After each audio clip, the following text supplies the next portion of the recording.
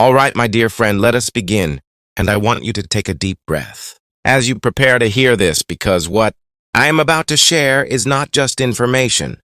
It is a journey, a flow of words meant to touch your heart, stir your memories, and perhaps bring both tears and smiles as we move together through the reflections of life, love, and the regrets that so many discover too late, when their beloved partner leaves this world before them. And yet I want this message to be more than sorrow. I want it to be a lantern held high in the twilight of our years, a gentle guidance so that you, listening now, can walk with fewer burdens and more peace, more joy and more gratitude. Because though loss is inevitable, regret is not. And if we can prepare our hearts today, then when that empty chair sits across from us, it will not echo with guilt, but with the quiet comfort of a life well shared, a love well spoken, and memories well lived. So let us begin at the beginning, in the soft light of understanding. Because when a spouse dies first, what rises in the heart of the one left behind are not always the great and dramatic moments, but the small things, the overlooked things, the everyday things that suddenly grow in importance when they are gone. And the first of these regrets, spoken in hushed tones by countless widows and widowers, is the simple ache of not having said "I love you" enough. For though we believe our partner knows, though we assume our actions speak louder than words, there is something irreplaceable in the sound of those three words, whispered across a kitchen table, spoken in the dark before sleep, written in a note tucked into a lunch bag, or murmured as the morning sun peeks through the window. And when those words are left unsaid too often, the silence becomes unbearable when the chance to say them vanishes forever. So if you are listening to me now, make it your daily ritual, not as a duty but as a gift, to let your spouse know in words and in deeds that they are loved. For there will come a day when you will long to hear their voice once more, and knowing you filled their days with your affirmations will bring comfort instead of sorrow. And from here we flow to the second regret, one that creeps into the quiet spaces of memory. The regret of taking the everyday moments for granted, because it is not the vacations, the fancy dinners, or the celebrations that the heart aches for most after loss. It is the ordinary rhythms of life, the sound of a kettle boiling and 2 cups waiting on the counter, the shuffle of slippers down the hallway, the touch of a hand reaching for yours while folding laundry, the small smile exchanged over something only the two of you understand. These are the sacred treasures of a shared life, and yet so often we rush past them, dismiss them as routine, or forget to pause and soak them in. And when a spouse is gone, those simple daily rituals shine like jewels we overlooked, and the pain of having hurried through them can weigh heavily. So my friend, let me tell you now, slow down, notice, breathe, treasure the small things. For one day you will realize that they were in fact the big things. And if you honor them now, you will hold them later without regret. And then we come to the third regret, one that carries both practical and emotional weight. The regret of avoiding difficult conversations. Because many couples, out of fear, discomfort, or simply habit, avoid talking about the matters that truly count.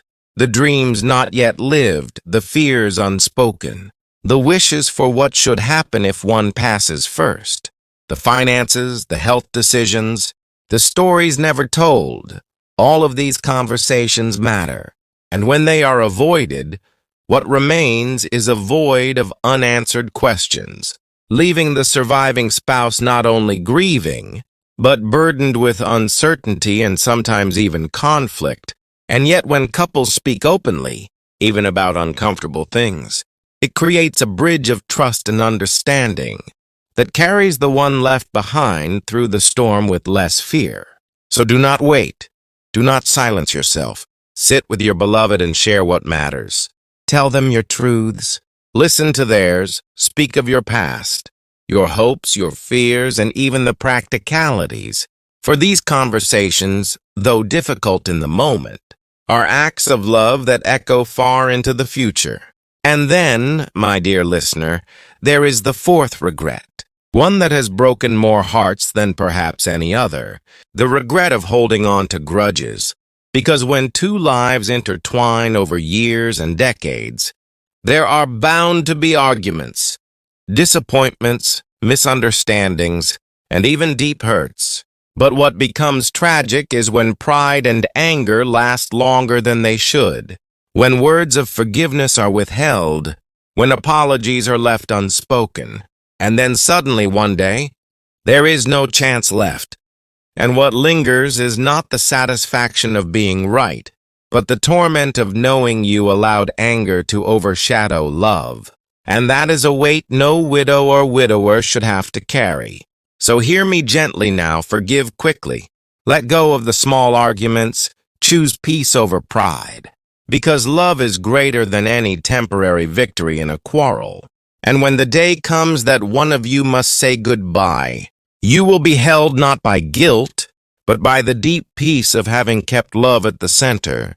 And finally, we arrive at the fifth regret, one that surprises many, and yet it is perhaps the heaviest when loneliness sets in. The regret of not building a life beyond each other. For when two souls are deeply bound, it is natural to become each other's whole world. But if you allow your spouse to become your only world, then when they are gone, the silence can feel unbearable, like a storm without shelter, because you have no other sources of connection, joy, or purpose. And so many left behind whisper through their tears, I wish I had made more friends. I wish I had kept up hobbies. I wish I had stayed connected to family, to community, to faith, because now the days stretch long and empty, and the pain is magnified by isolation. But this regret, too, can be avoided by choosing even now, while you still share this life together, to nurture friendships, to pursue hobbies, to stay connected with children, grandchildren, neighbors, to find joy in community, faith, art, or nature. For doing so does not lessen the love between you and your spouse. It enriches it, and it ensures that when grief comes, you are not left adrift, but supported, surrounded, and sustained. And now, having walked through these 5 regrets, I want to lift your heart with this truth. Love is not just in the grand gestures, not only in the anniversaries, the vacations, or the gifts.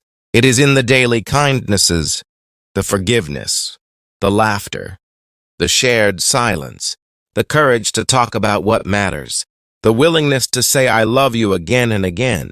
And if you can live with these truths, if you can avoid these regrets, then whether your spouse goes first or you do, you will both have lived fully, joyfully, and without the heavy chains of what was left undone. And so let me speak to you now as if we are sitting together, 2 friends sharing tea in the soft light of afternoon. Let me tell you that your love story is still being written. Every day a page, every word a gift. And you have the chance right now to make it a story filled with spoken love, cherished moments, honest conversations, open forgiveness, and a life enriched by connections beyond just the 2 of you. And if you do, then when the final chapters come, your heart will be steady, filled not with regret, but with gratitude. Gratitude for a love that was expressed, for days that were treasured, for truths that were shared, for peace that was chosen, and for a life that was never lived alone. And so, my dear listener, let this message not be a warning of despair, but an invitation to love deeper, to forgive quicker, to speak braver, to notice more, and to live fuller because the end will come. Yes, but if you live this way, the end will not be a wall of regret, but a door that opens onto the vast horizon of memory and love eternal. And perhaps someday, when you sit in the quiet and the chair beside you is empty, instead of tears of sorrow, you will feel a soft smile rise because you will know you did not leave love unspoken. You did not overlook the little things. You did not hide from important truths. You did not cling to anger. You did not isolate yourself. And in that knowing, you will discover that joy still lingers, that peace is still possible, and that your beloved is never truly gone, for they live on in the love you gave and the memories you cherished. And so let us both, here and now, vow to live without these 5 regrets, to honor love in its fullness, gratitude, courage, and a heart wide open, because life is fleeting, but love endures forever.